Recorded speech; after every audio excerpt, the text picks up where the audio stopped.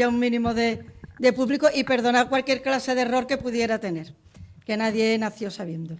Mira, el principio, bueno, lo que acabamos de decir. Muchas gracias por estar aquí en el Palacio de Villapanés, en el acto de presentación del libro de José Antonio Sala, Los archivos secretos del Vaticano, una trilogía basada en la obra literaria que se llama ¿Y vosotros quién creéis que soy yo? Yo me he quedado muy impresionada, no sé vosotros, con la presentación que te han hecho, porque yo ya veía a Tom Hanks, en vez de... Yo ya veía a Tom Hanks ahí buscando en todos esos... Sí, me ha impresionado bastante. ¿Te gustó el pez? Me ha encantado. Después lo vamos a descubrir. Me ha encantado. Agradecer al Ayuntamiento de Jerez, a la editorial Létrame, Cronema, Cronocinema, Jinete Verde Producciones y a la bodega William Humbert por su patrocinio, que después nos dará una pequeña alegría, como ya estamos viendo aquí con nuestra botellita. Para hablar de José Antonio Salas, que decir que es jerezano, que nació aquí en el año 68, 4 añitos menos que yo, y que es trabajador del sector inmobiliario, de la banca, visitador médico y, por último ya, historiador, escritor, investigador, guionista visual, conferenciante. ¿Qué más? De todo un poco. De todo un poco. Como... Me apasiona este vale, mundo. aquí lo que nos comentaba antes, que todo comenzaba en el año 2001, cuando, como hemos visto también un poquito, creo que lo has expresado ahí, un fraile de la Orden Franciscana le entregó un manuscrito original en griego, de la vida desconocida de Jesús de Nazaret, su familia y todo su entorno. Algo que por lo visto a ti te llamó muchísimo la atención, saber que existe una segunda historia, ¿no? Y no la que conocemos. Claro, por supuesto que sí, Mariluz. Yo, de entrada, aquel manuscrito que hablas, que fue en el 2001, porque, bueno, mi inquietud comenzó en 1999, sobre todo por las lagunas que teníamos en lo que es conocido como la Biblia, ¿no? Los manuscritos de hoy en día que tenemos, Mateo, Marco, Lucas y Juan. Entonces, aquel manuscrito, yo estaba en Málaga, recibí una llamada de Roma, y cuál fue mi sorpresa, que me presentó una copia de la sentencia a muerte escrita por Poncio Pilato en griego. Y ahí empezó todo. Después una copia de la sentencia de Poncio Pilato, Dios mío. Sí, porque además, si nos fijamos en los evangelios, te viene que Pilato se lavó las manos, pero eso no es ninguna sentencia. La sentencia tenía que estar y existió, evidentemente. Y se conserva, que es lo más. Se conserva, los primeros copistas, lógicamente, después se ha ido desvirtuando un poquito, pero la sentencia original, pues, este contacto fue el que me lo facilitó. ¿Sí? Me da que este libro va a ser un montón de pequeñas sorpresas, ¿no?, sobre cosas que hemos creído toda la vida. Bueno, sí, es sorprendente. Si es verdad que una trilogía, estamos con el primer lanzamiento, que ya del primer tomo, que ya posteriormente lo analizaremos, ¿no? Pero bueno, son 3 tomos que desvelan facetas, pues, ocultas de la historia de Jesús de Nazaret, de sus amigos, de su familia, amigos y evidentemente enemigos, porque los tuvo. Claro, para todo. Para recopilar toda esta información, Roma, Jerusalén, Galilea, la antigua Éfeso, te has recorrido media... Sí, es curioso porque Oriente Medio. Todo el mundo le gusta ir a París, a las grandes ciudades, pero es que allí no estuvo Jesús. Hombre, la historia es No tuvo más remedio que ir a Egipto, que te digas los sitios donde él recorrió los caminos, sobre todo los primeros cristianos. Es que la historia es mucho andar sobre donde ha estado andando alguien 2000 años antes que tú. Eso es una maravilla. Bueno, aquí también estamos diciendo, aparte de visitar estos sitios, también has conocido a personas que tienen mucho que ver también en la historia de Jesús. Estamos hablando, por ejemplo, de JJ Benítez, que seguramente muchos lo recordaréis por el tema del caballo de Troya. Has tenido conversaciones con JJ Benítez, con Paloma Gómez Borrero, muy amiga de Juan Pablo II, por cierto. Antonio Piñero, el teólogo más importante del mundo. Uno de los más importantes, sí. Y Julio Marbizón, porque el que tienes contacto para un futuro estudio de la Sábana Santa de Turín. Es apasionante. Es que sí, porque la Sábana Santa de vez en cuando sale y desaparece, si es cierta, si no es cierta, sí, dónde está, cuál es la que se conserva. Lo más apasionante de la Sábana Santa, sin lugar a dudas, es que la ciencia, al día de hoy, no ha descubierto cómo se formó aquella imagen. Eso a mí me apasiona. Tiene que ser. En fin, 15 años de investigación y te han llevado a participar en mesas redondas con catedráticos de teología e investigadores, celebradas en el Casino de Madrid de la calle Alcalá número 15, y el prestigioso periodista José Luis Izaguirre.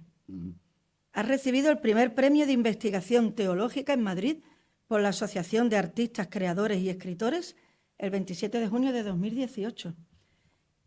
500 conferencias acreditadas. Obtuvo el 27 de diciembre de 2018 la licencia de la Cámara de Conferencistas concedida por su presidente Carlos de la Rosa Vidal en la ciudad de Lima, Perú, fuera de nuestras fronteras. No nos dejaré de España, fuera de nuestro continente, es donde has tenido el reconocimiento más grande. Nadie es profeta en su tierra. Eso es cierto.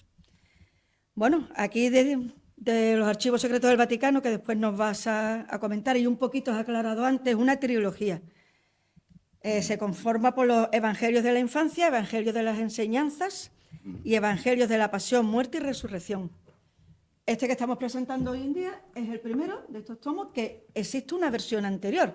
Lo que pasa es que ha ampliado mucho más. Exactamente, la investigación no finaliza, no termina con una primera entrega, sino lógicamente va evolucionando. Evidentemente se ha tenido que dividir en 3 tomos, porque si no estaríamos hablando, si unificamos todos los documentos, esos más de 800 manuscritos, estaríamos hablando pues de un libro de unas 1500 páginas, una locura de esa. Los pilares de la tierra. Por ejemplo, ¿no? Total, que lo vas a hacer poco a poco, ampliando todo lo que has ido corriendo tiempo después. También hablamos de que actualmente Coronema y Jinete Film se encuentran en fase de desarrollo de un futuro documental. Sí. A Por alguien eso le ha hoy estamos interesado, aquí. exacto, le ha interesado esta historia y su difusión por toda Hispanoamérica y la traducción al brasileño para que tengan acceso a más de 600 millones de habitantes de Brasil. La suerte de que nuestro idioma cruza fronteras. Toda Latinoamérica más todo lo que tenemos aquí. Bueno, estamos de aquí, tampoco extendernos demasiado. Me quedan un par de preguntas, pero como más que una presentación, parece que te estoy haciendo una entrevista, pero bueno. Un placer. Va un poquito por ahí. Hay 2 cosas que me gustaría preguntarte. La iglesia, aquí tú vas a desnudar lo que es la imagen de Jesucristo, que nosotros la tenemos un poco en el tema religioso, santoral. Tú las humanizas un poco, por lo que yo estoy entendiendo. ¿Ha habido algún problema con la iglesia en cuanto a esos temas? No, en concreto. Ahora analizaremos es que he visto ahí un que poco. ponía círculo, Hombre, círculo religioso. Exactamente. Es llamativo, ¿no? El hablar del archivo secreto del Vaticano, y si la iglesia, vamos a ver, tras el concilio de Nicea, aquel famoso que se eligieron los 4 evangelios que conocemos en la Biblia, tener en cuenta que los primeros cristianos, Mariluz, pues lo que hicieron fue ocultar estos documentos. De ahí viene la palabra apócrifo. Apócrifo es una palabra etimológica en griego que significa ocultos, pero pertenecen a la tradición piadosa cristiana. Al fin y al cabo, lo que hacemos es cubrir las lagunas que quedó aquello pendiente en la Biblia, ¿no? Digamos, es una cronología ordenada de todos los aspectos de la vida de Jesús de Nazaret y de todo su entorno. ¿Y no lo humanizas más? Que nosotros lo tenemos un poco ahí. Sí, claro, evidentemente no es lo mismo. La figura histórica está ahí. Está ahí, no es lo mismo un adulto que un niño, ¿no? Saber cómo se comportaba un chico de 5 años no es igual que un hombre de 26, 27 cuando empezó a predicar por Galilea, claro. Se humaniza mucho más. Bueno, creo que ya un poquito os ha quedado claro quién es José Antonio, cuál es su obra, qué podemos esperar de lo que viene detrás. Yo sigo diciendo que hay mucha sorpresa, y ahora pues daros las gracias a todos por estar aquí y damos paso al verdadero autor de este tema, que es José Antonio Sala. Muchas gracias. De nada.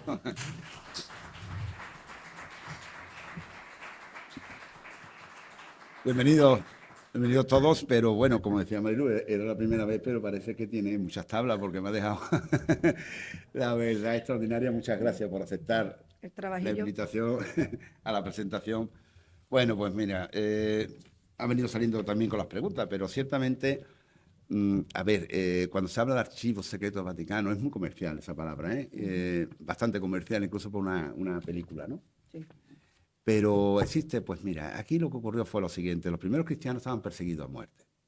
Entonces, los primeros cristianos celebraban lo que ellos le llamaban la cena del Señor o la partición del pan en lugares clandestinos, es decir, lugares totalmente que no fueran descubiertos. Y utilizaban, lo habéis visto en el teaser de Jinete Verde y de Cronema, lo habéis visto todo, cómo aparece la figura de un pez. Eso iba a preguntar. Claro, esa era la clave de ellos. Como estaban perseguidos a muerte, voy a poner un ejemplo. Imaginaros que yo voy a celebrar aquí con vosotros la cena del Señor. Todos, incluido yo, estamos pues perseguidos por los judíos, por los romanos y demás. ¿Cómo sabemos que todos somos cristianos? utilizábamos una clave. Por ejemplo, mi gran amigo Pepe traza en la puerta una semicircunferencia, viene su esposa, hace lo mismo trazando la circunferencia pero inversa, y la unión de ambos puntos significaba de que ambos eran cristianos. Entonces, el primer símbolo del cristianismo no fue la cruz, fue el pez. Con esa clave acudían a lo que era la cena del Señor y partición del pan. Si tenía alguna vez la oportunidad de ir a Roma, no os perdáis las catacumbas de Priscila, en donde hay muchos peces. Ahí se celebraban muchas misas. Lo que antiguamente se llamaba la cena del Señor, porque la palabra Eucaristía fue a posteriori. Bien, pues claro, ahí había un presidente que cogía aleatoriamente, sin ningún tipo de dictamen de nadie ni organización, un manuscrito. Un manuscrito que podía hablar de Joaquín y Ana, o podía hablar de Judas Iscariote, o de María Magdalena.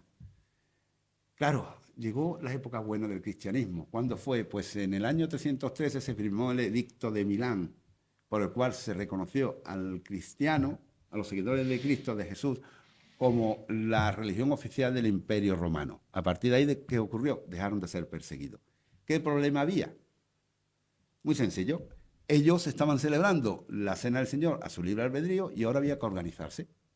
Y celebraron un concilio. El concilio fue en el 325 en la ciudad turca de Nicea, llamado Primer Concilio de Nicea. Fue financiado por el emperador romano Constantino I el Grande, un paisano nuestro, de Córdoba concretamente, Ocio de Córdoba, un hispano, fue el presidente, y una persona clave, aquí está la clave, Eusebio de Cesarea, un historiador. Claro, los obispos, que fueron 360 obispos, nada más y nada menos, presentaron todos estos manuscritos que durante estos años de persecución tenían en su poder. Como había tanto, había que elegir cuál iba a seguir la Iglesia Católica. Y dijo Constantino I el Grande, vamos a hacer lo siguiente, colocar todos los manuscritos encima de esta mesa, abrimos las ventanas y como no nos ponemos de acuerdo, que sea la mano de Dios quien designe que van a entrar dentro de los evangelios. Y aquellos que estén en el suelo hay que destruirlos. Es curioso porque se fueron a su aposento y al día siguiente, evidentemente, encima de la mesa había 28 manuscritos, entre ellos los que conocemos, Mateo, Marcos, Lucas y Juan. Y el resto esparcido por el suelo. ¿Sería el dedo de Dios o el dedo de Eusebio de Cesarea, que fue el que determinó qué evangelio iban a entrar en el dogma de la Iglesia Católica? Ahí lo dejo en duda, pero bueno, me decanto más por ese historiador. Una vez que ocurre todo esto, pues claro, Constantino ordena destruir los manuscritos, pero aquellos obispos no le hicieron caso y lo ocultaron, que es lo que comentó anteriormente. Ahí viene el término apócrifo. Y menos mal que lo hicieron, si no los investigadores estaríamos sin trabajo. Y pasaron los siglos, claro, y a mí ¿qué me ocurrió? Pues a finales del siglo XX, claro, yo cogía, por ejemplo, el Evangelio, no sé si, yo soy muy curioso en todos los aspectos de la vida, no sé si alguna vez ha ocurrido esto, ¿no? Si cogí el Evangelio, por ejemplo, voy a poner un par de ejemplos, el Evangelio de Mateo, capítulo 2, claro, yo veía que en ese capítulo, concretamente de Mateo, capítulo 2, hablaba de unos magos de Oriente que llegaron a Belén, incluso se entrevistaron con Herodes. Bien, pero ni aparecían sus nombres, ni sabemos cuánto eran. Aquello me generaba dudas. Seguí investigando lo que aparece en la Biblia y ahora que estamos muy cerca de Cuaresma, evidentemente, la Semana Santa, Jesús murió al lado de dos ladrones, dos malhechores. Eso te lo menciona Mateo, Marcos, Lucas y Juan. Pero fijaros una cosa, y esto en honor a la hermandad aquí de la ermita de Guía, que hoy celebran su quinario, la hermandad del perdón. Perdón. Sí, sí, la hermandad. Entonces, claro, a mí me tenía dos dudas. En primer lugar, porque estudio las ejecuciones romanas y ningún ladrón era crucificado.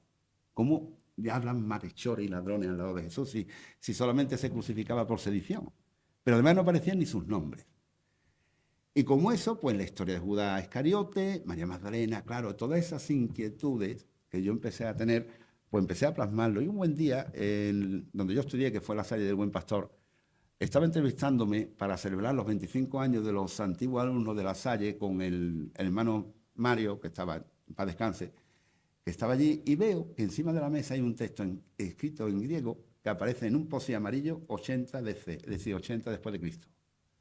Y yo, que fui para pedirle permiso para ir todos los alumnos a celebrar un acto de los 25 aniversarios, lo que menos me fui de allí sin cerrar ningún acuerdo del 25 aniversario, porque le hablé de mi inquietud. Entonces él me facilitó un contacto que tardó 2 años en ponerse en contacto precisamente, valga la redundancia, conmigo, que fue en el 2001, que era un franciscano español que trabajaba en el archivo del Vaticano.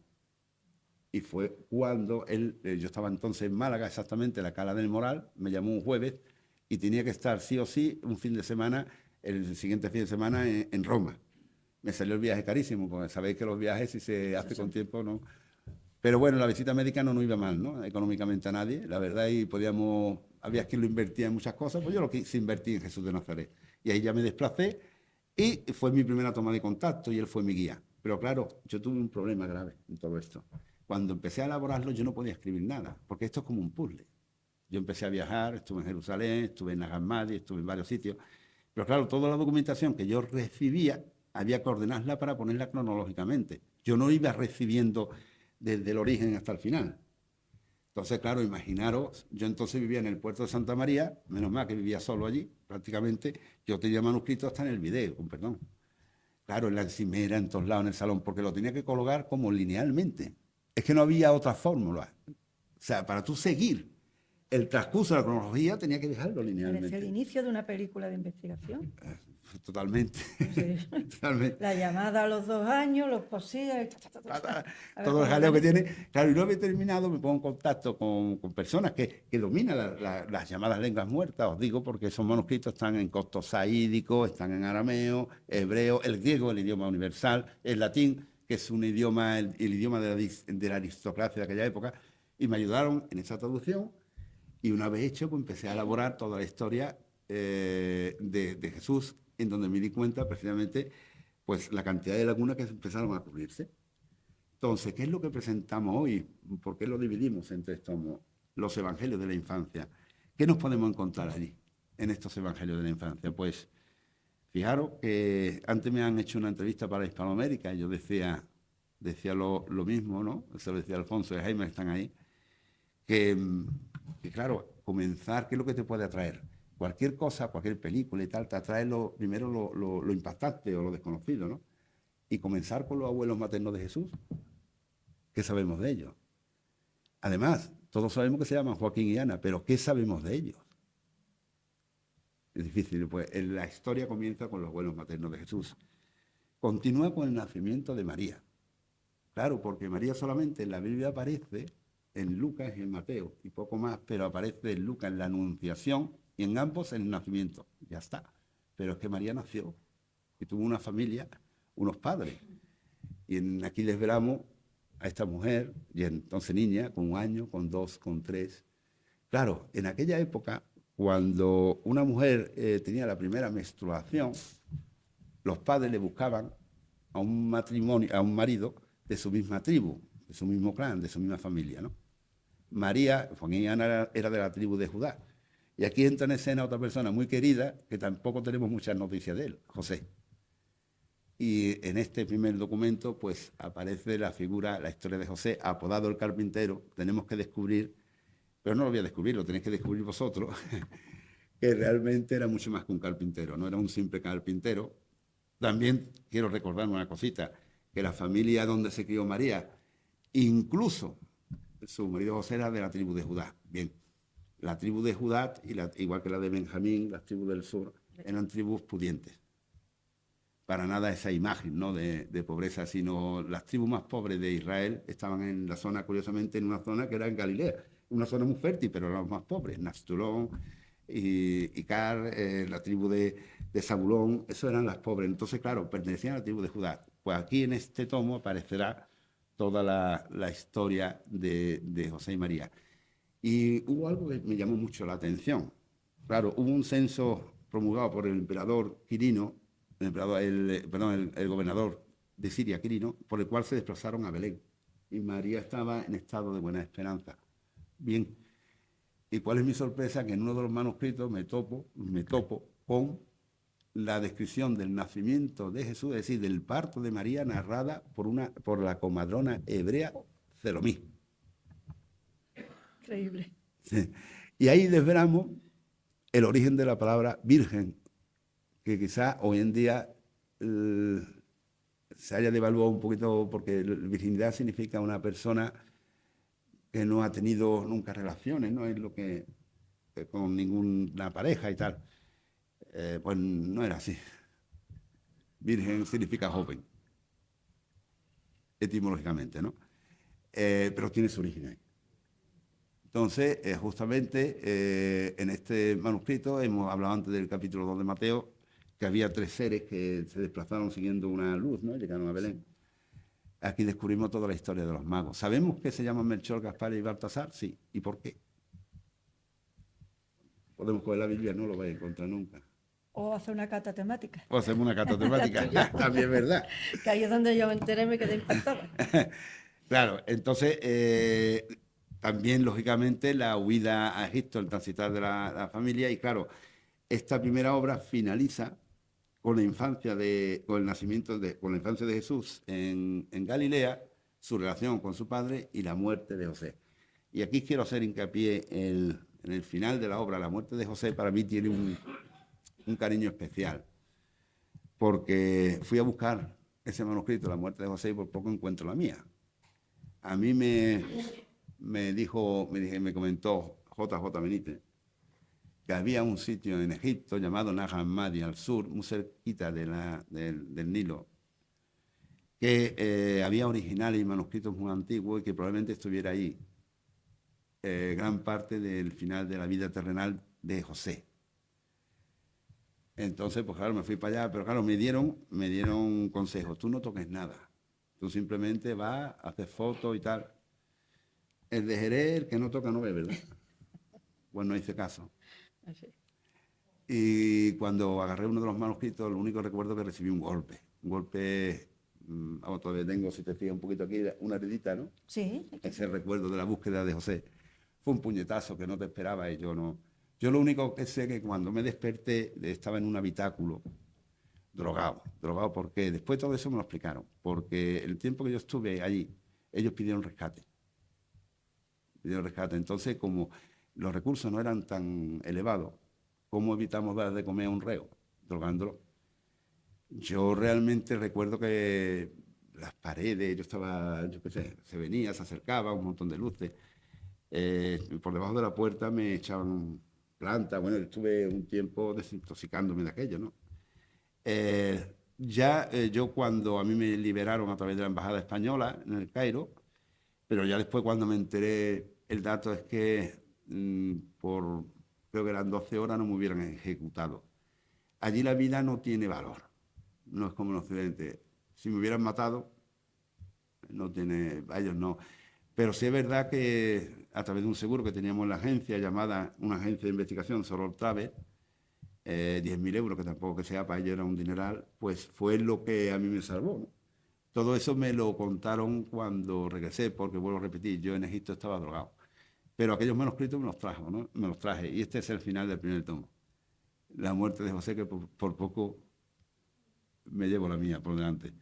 Yo quiero agradecer, como he dicho anteriormente también, a mis compañeros. Aquí tenemos a César, director de cine de Nete Verde, que apoyó desde un principio este proyecto, a Jesús González, que está ahí de Cronema también, que está inverso también la traducción al brasileño, y las comentó anteriormente de esta obra, porque tenemos esa suerte, ¿no? Que el castellano es muy universal. Creo que somos la segunda lengua más hablada después del chino mandarín, y después el tercero, el más comercial, el inglés. Pero ciertamente estoy encantado con este trabajo y sobre todo me gustaría terminar con una reflexión, porque claro, el título es Archivo Secreto del Vaticano, pero tiene el origen en una pregunta. Y la pregunta la formuló Jesús de Nazaret en el año 30, justamente en la falda del monte Hermón, que está en Galilea. Jesús le preguntó a sus discípulos, ¿y vosotros quién decís que soy yo? Y tan solo le respondió uno, un tal Simón Bar Jonás, o lo que es lo mismo, Simón, hijo de Juan, apodado Pedro por Jesús. A partir de ahora, quien lo desee, que responda a aquella pregunta que en su día hizo Jesús de Nazaret. ¿Y vosotros quién decís que es él? Muchas gracias. Súper interesante. Súper interesante. No sabía yo la historia del secuestro. Pues Bueno, pues ahora, si queréis cualquier pregunta, estoy a vuestra entera disposición. Ahí, gracias al patrocinio de William Humber, que tenemos canastas, ¿no? Una copita de canasta, creo que es. Yo no tomo ninguna, yo tomo agua, porque si llego a tomar canasta, lo de Egipto pasó hace 2 días. Y ya hace tiempo. Yo prefiero tomarme después y brindar con vosotros, estoy a vuestra entera disposición. Es un trabajo arduo, lo que he contado anteriormente. También me costó relaciones con mi matrimonio y muchas cosas. Pero hay una cosa que siempre me han preguntado, ¿ha merecido la pena? Digo, sí. Ahora es verdad, muchos pelos de la cabeza se me han quedado en el camino. ¿Por qué? Porque yo he sufrido, sí, se ha sufrido, pero después cuando termino un trabajo y ves que te has librado incluso hasta de la propia muerte, uno se siente orgulloso y aquí está. No sé a dónde llegaré, tampoco me preocupa, pero mi vivencia quedará conmigo para siempre. Esa es la verdad. A vuestra disposición. ¿Vamos a poner canastita? Ah, mira, una pregunta. Sí, dime, Fran. Mm, mm.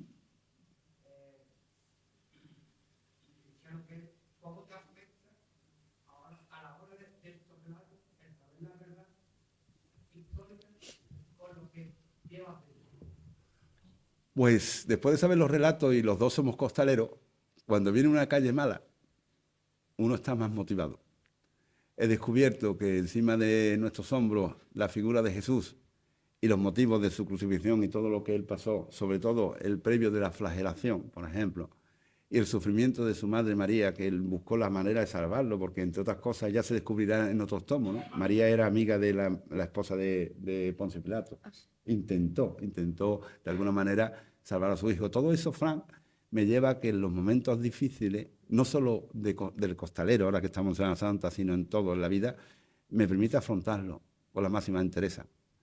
E incluso echarle más valor, y valorar sobre todo la vida, gracias a la enseñanza de ellos y a la experiencia mía propia. Buena pregunta, compañero.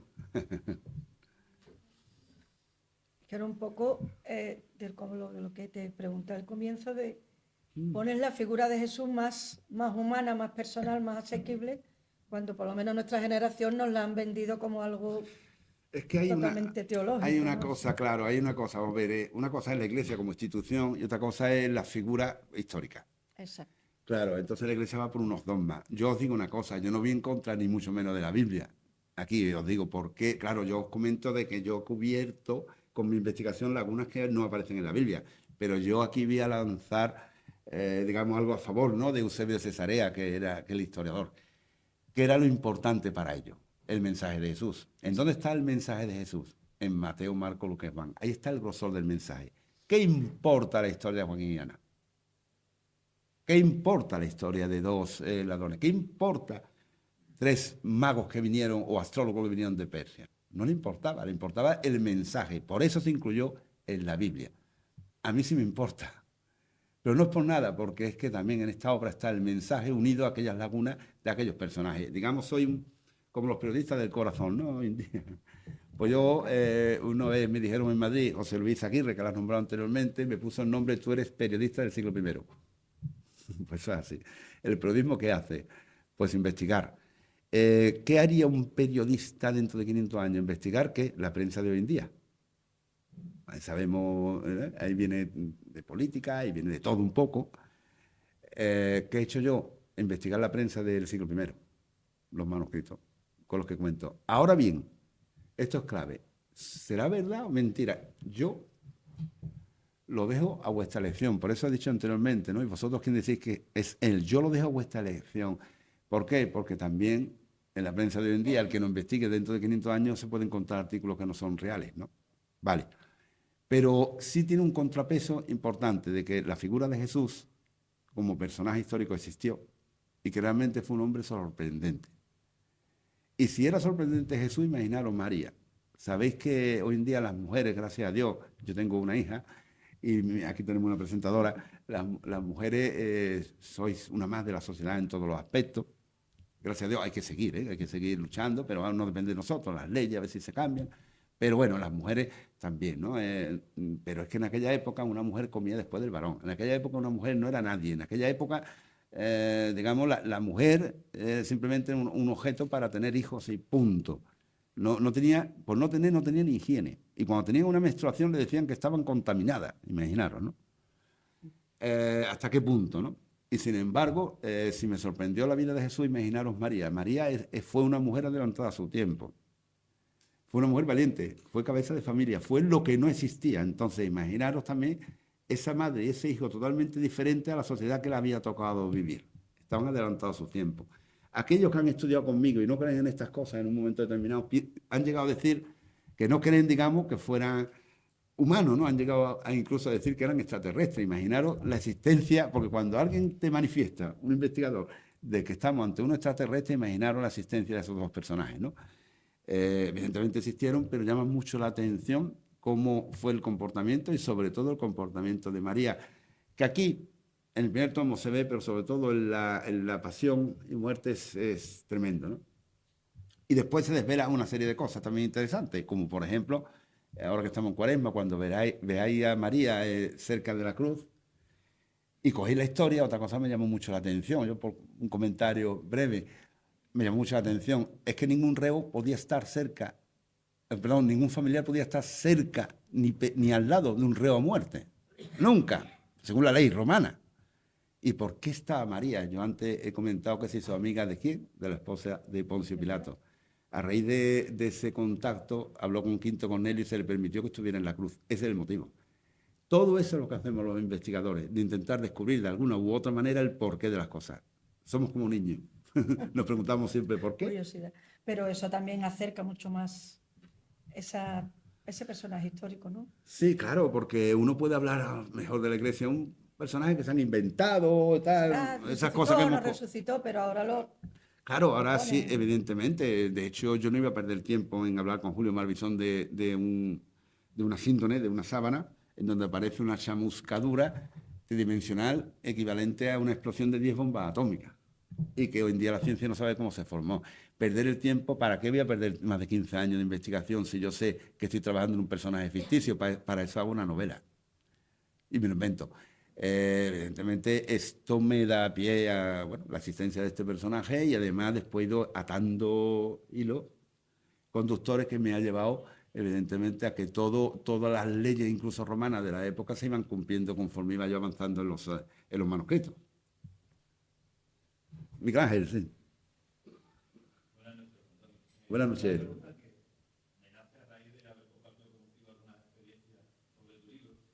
Sí.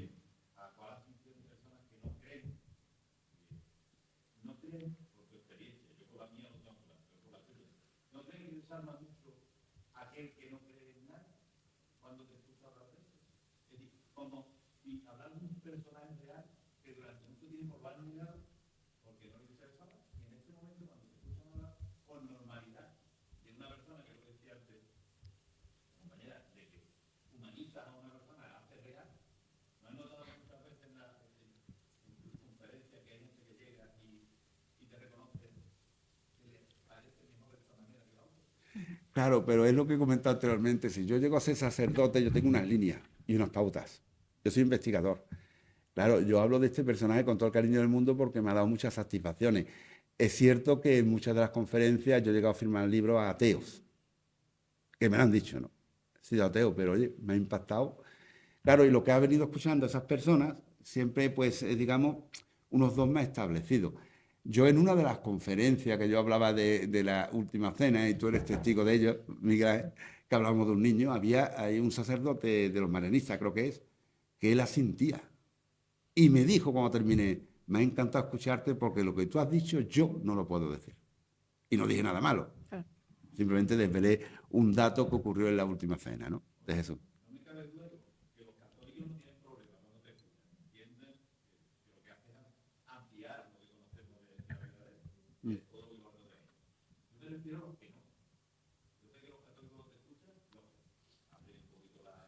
Sí.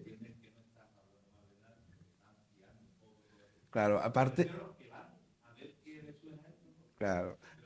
Aparte que yo creo, no creo en el periodista, no sé si hay muchos periodistas, bueno, en el periodismo no creo, porque yo, aunque no tenga el título, pero sí soy del siglo primero, en este caso, nosotros debemos ser comunicadores, no opinadores. Entonces yo cuando no llevo a nadie a ningún tipo de terreno, yo en ningún momento llevo al terreno. Si me preguntáis sobre María, hablamos de ella, pero con la naturalidad. Pero no os voy a decir, oye, tenéis que creer a que no me habéis escuchado nunca hablar en este ratito y nadie me ha escuchado de Jesucristo, porque la palabra Jesucristo, esa palabra en concreto, fue a partir de, en Antioquía, a partir del 150, el ungido, el Mesías. Si yo hablo de Jesucristo y no de Jesús de Nazaret, estoy ya diciendo que es un personaje, digamos, el ungido, un personaje que es el Hijo de Dios. Yo no, sois vosotros los que tenéis que decidir si es el Hijo de Dios. Yo no soy nadie. Entonces yo hablo de personajes históricos. Por ejemplo, María de Nazaret. Aquí un dato curioso, porque los apellidos y los nuestros también. Lo que pasa es que hoy en día están registrados. Los apellidos nada más que son apodos. Cuando dos personas se llaman de la misma manera, pues se identifican por el trabajo, por tal, ¿no? Entonces María era conocida como la hija de Joaquín y Ana, María de Nazaret, de la zona, pero María también tenía un hobby, que era las flores. María, la de las flores. ¿Os suena ahora con flores a María en el mes de mayo? Bueno, pues claro, son detalles que he ido investigando, pero yo en ningún momento un periodista debe, ya digo sin el título, yo soy un cronista del siglo I, ¿eh? Yo no debo llevar a nadie al terreno que yo pienso, sino simplemente yo expongo. Y vosotros, ¿quién decís que es él? Simplemente. Y eso, pues, evidentemente, ha habido seguidores míos de conferencia, actualmente ateos, y que me han seguido, que me he quedado sorprendido en varios sitios. Incluso se han desplazado hasta Cabra, a Córdoba. Allí. Claro, pero el ateo puede no creer en ese espíritu, pero sí saber que el personaje existió. Yo no creo que nadie dude de que Jesús de Nazaret existió. Sin lugar, claro. Que ya lo tomen como... Claro, hombre, pasa lo siguiente, el que normalmente yo antes lo decía en la entrevista, ¿no? Voy a poner un ejemplo, Judas Iscariote, ¿vale? Judas Iscariote. En la entrevista previa que hicimos, pues claro, yo di una vez una conferencia sobre Judas y digo, ¿qué conocéis a Judas? Y todo el mundo me decía el traidor. Y yo pregunté, ¿y por qué? ¿Conocéis realmente a Judas? Es que para a alguien llamarlo traidor hay que conocerlo, ¿no? No podemos opinar libremente, ¿no? Saber por qué. Claro, los ateos muchas veces dicen, no, es que la iglesia están por dinero, de todo lo otro. Digo, bueno, pero ¿tú quieres saber la historia de este personaje? Conócela primero. Pues está igual, ¿no? Esto es igual, ¿no? Yo lo que pasa es que si me dejáis aquí, que sepáis que estamos hasta la semana que viene, porque yo tengo de María Magdalena... ¿Para el segundo tomo? Claro, y Judas Iscariote, fíjate, di una conferencia, fijaros, de Judas Iscariote durante 1 hora. O sea, que tengo... Sí, no, pero no tiene mérito. No tiene mérito porque después de tantos años, como me he dedicado a este personaje, aparte que tengo otro escrito, ¿no? Y novela conspirativa, otras cosas, ¿no? Pero independientemente no tiene mérito, porque triste sería que a esta altura yo no estuviera capacitado, después de tantos años de investigación y de trabajo, de hablar de estos personajes, ¿no? Y de hablar incluso de las parcelas más humanas de ellos y ¿por qué no? Hasta lo que comían en la última cena, ¿por qué no? Hasta el menú, que era caro, ¿eh? Era caro. Bueno, pues... Bueno, pues yo ya digo a vuestra disposición, el que quiera un ejemplar yo se lo firmo sin problema, el que no, pues más adelante, como queráis.